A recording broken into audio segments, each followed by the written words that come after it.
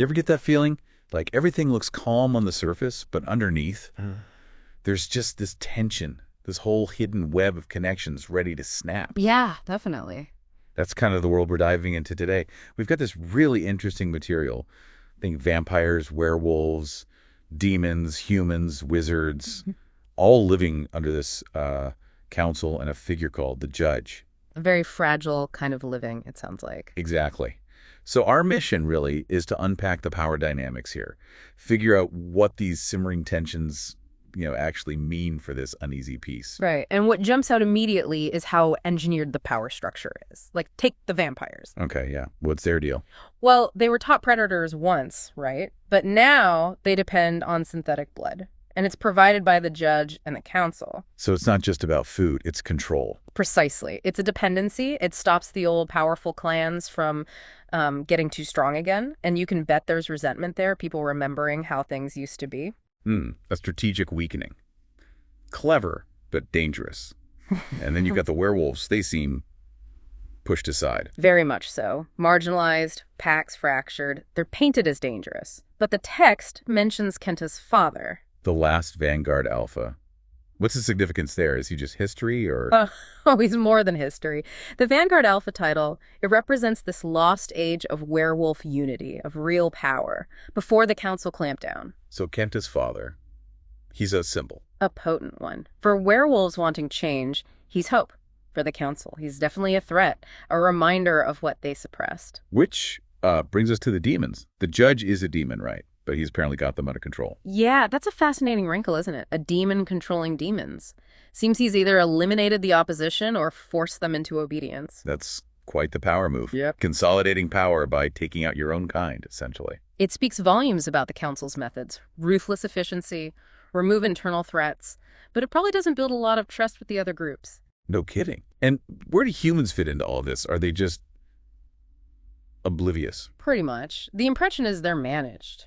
Fed stories, propaganda, kept scared enough to believe the council is their only protection from these other groups. Protection from the very groups the council is manipulating. Classic control tactic.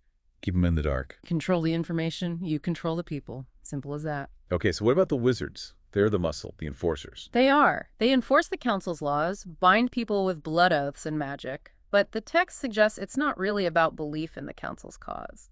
Oh. So why do they do it? Pragmatism, it seems. They probably remember worse times, more chaos. So this oppressive balance is maybe the lesser evil, Stability over freedom, perhaps. But that sounds like a loyalty built on shaky ground. Could be a key vulnerability for the council down the line, absolutely. Necessity isn't the same as conviction. All right, let's shift to Kenta and James. Yeah. A werewolf and someone else. Marked by darkness. Their bond is flagged. The council fears it means destruction. Yeah, the council sees it as a threat to their order. Destruction is how they frame it. But is that the only way to see it? Could it be something else? That's the big question, isn't it? The text hints maybe this bond, this connection, maybe it's about liberation, not destruction, something stronger than the council's laws. So it depends on who's telling the story. Destruction for the council might be freedom for others. Exactly. Perspective is everything here. And who gets to define those terms? And then there's this prophecy hanging over everything. And something ancient stirring.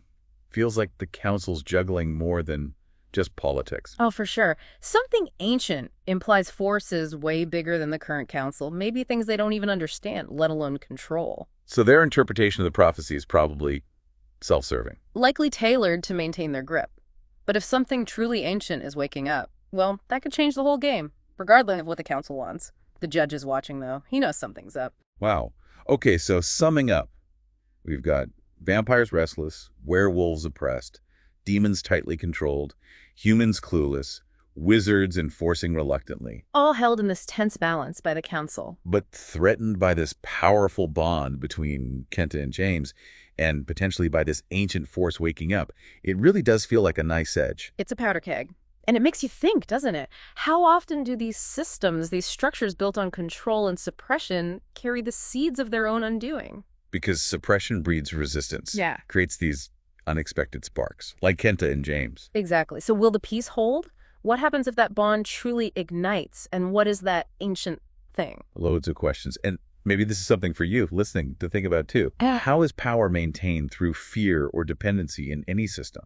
And what happens when something unexpected, a deep connection, an old truth starts cracking those foundations? Definitely food for thought. What lies beneath the surface of control?